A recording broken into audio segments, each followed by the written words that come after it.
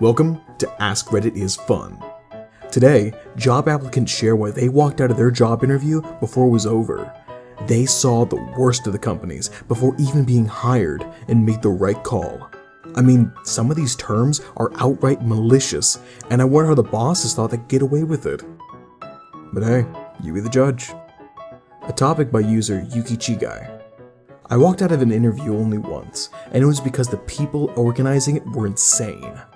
They had arranged a large-scale interviewing process for the entire city. After getting there early, I realized there was quite a few applicants, so I didn't mind the fact that I had to wait about 3 hours. Eventually, they asked a group of 3 of us into an office, where we waited again for about 45 minutes. Again, I was happy to have an interview, so I waited. Eventually, I met with a manager for the store who asked a standard range of questions, and I thought I did pretty well. At the end of the interview though, I was asked to sign a waiver, and when I asked why, I found out they had recorded the entire interview for the purpose of an episode of Current Affairs, and didn't tell me beforehand. After waiting for so long just to be disrespected like that, I just walked out. I happened to catch the episode later, and it featured some of the people who I had waited with in the room.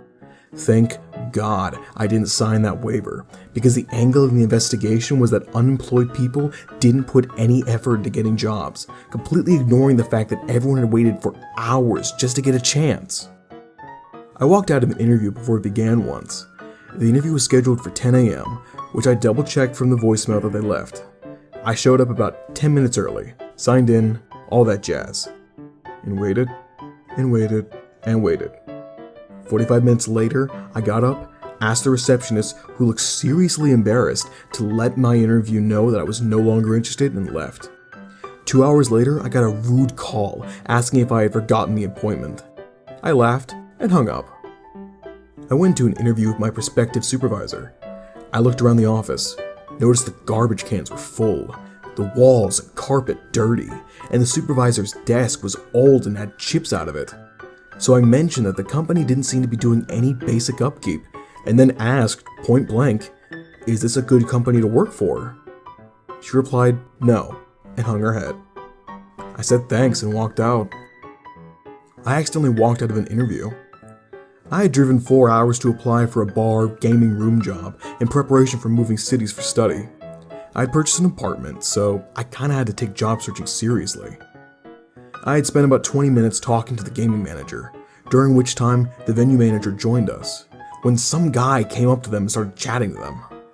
I sat there for maybe 5-10 minutes, wondering if the interview was over, when I decided that most questions had been asked and my existence had barely been acknowledged as the guy walked up.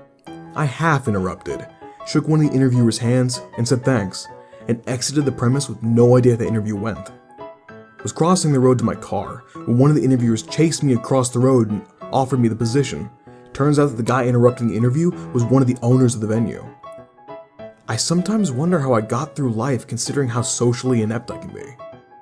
I'm fairly socially inept myself at times, but even I knew that wasn't your fault.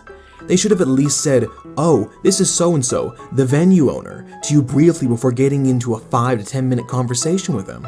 They screwed up, not you, which is probably why they still offered you the job. Them. "We have a very dedicated team. We often stay after normal office hours. Is that okay with you?" Me. Sure. I mean, I'm single without kids, so if it's adequately compensated, I'm happy to do as much overtime as necessary. No problem. Them. "Oh, no. We're passionate about the work we do here, so overtime is not paid." Me. "Okay then. Thank you for your time, and goodbye." The job was advertised as a morning shift. The interviewer starts to explain how I would be used as a wild card to fill any shift that was needed, including short notice. I love how a lot of places feel like it's okay to advertise one position as if it's a completely different position and wonder why they can't find anyone to fill it. I was told about 40 minutes into an interview that the job I was interviewing for was going to be an 11 p.m. to 6 a.m. position.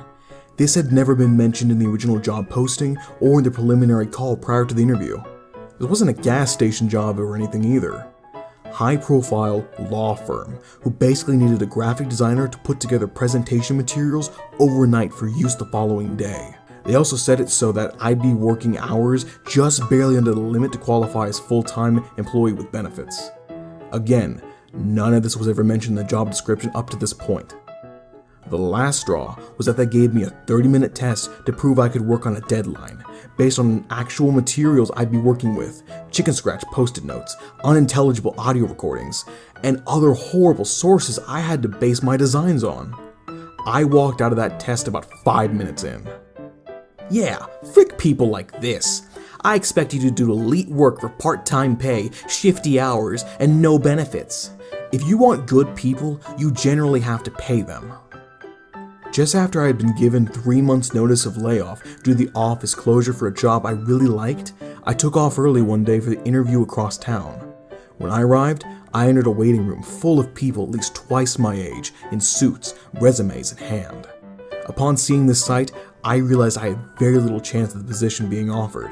But since I was there, I might as well try. What I didn't expect is that we were all scheduled to interview together. We were all herded into the conference room where the group interview commenced. After a few rounds of questioning, learning each other's qualifications, how we would handle various situations, and so on, we collectively learned that this position was part-time, not what had been advertised, and a mere $9 an hour. I walked out along with 3 other people. I recently went to an interview for a bank in my area. First, the woman I spoke to on the phone misrepresented herself. She told me she was the assistant branch manager. Upon arrival, she told me she was the head teller. The branch manager would be arriving shortly. I waited for an hour. After an hour of me double-checking the time and wondering if I had gotten there early, I got up to leave. The head teller said she'd be there in 5 minutes, but at that point, I just figured I obviously wasn't important enough. I left. I got a call back 3 days later apologizing and asking if they could set up another meeting at a bank I was nowhere near. I politely declined. I graduated in 2009 with a degree in print journalism, and after a summer of doing random retail stuff, I decided to find a real job. I see a job posting for a marketing specialist with emphasis in graphic design work. I brought my portfolio, and they told me they were impressed, and that I would get to do some design, writing, and editing. They said they represented big-time companies, so 22-year-old me was incredibly excited. They told me to come back the next day for a job shadow, dressed professionally. I showed up bright and early with my nicest business clothes and heels, and they told me I'd be writing with this redheaded girl. Side note, she started where I wound up working a few years later and didn't make it through training.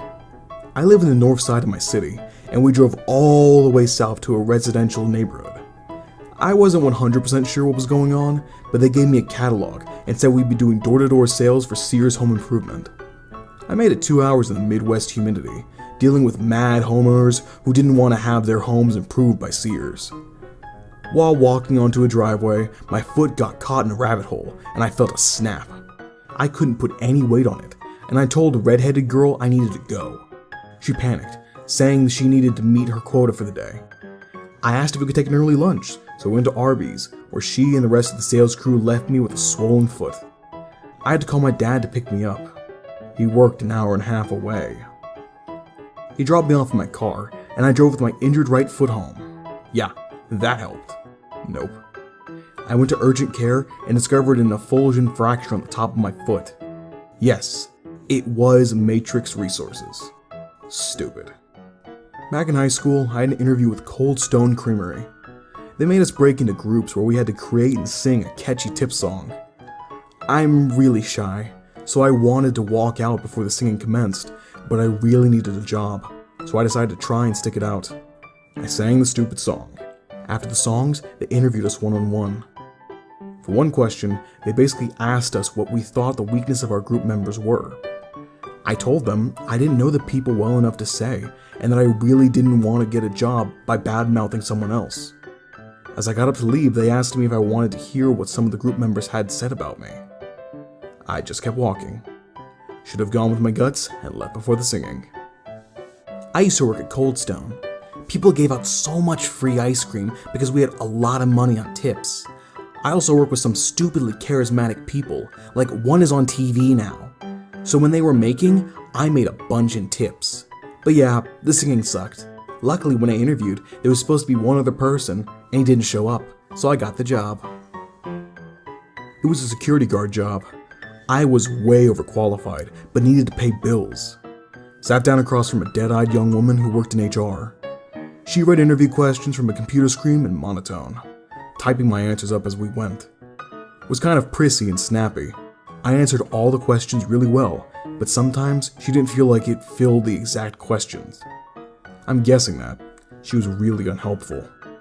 Like, she would ask, "Please describe a situation or day where you or your coworkers were given an unexpected assignment, difficulty, or mistake and had to multitask to balance a new workload with current duties."